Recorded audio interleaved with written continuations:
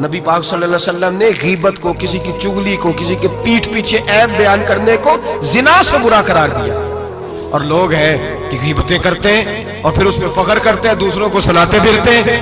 हुजूर ने फरमाया चौक में खड़े होकर किसी की इज्जत ना उछालना। लोग तो भाई वो बातें बयान कर देते हैं जो सामने वाले में होती नहीं। फरमाया अगर तू बरसरे बाजार किसी के बारे में बात करेगा और किसी को रुसवा करेगा और तू 7 कोठरियों के अंदर भी बैठा हुआ तो अल्लाह तुझे जलील कर दे, रुसवा कर देगा। डर उस वक्त से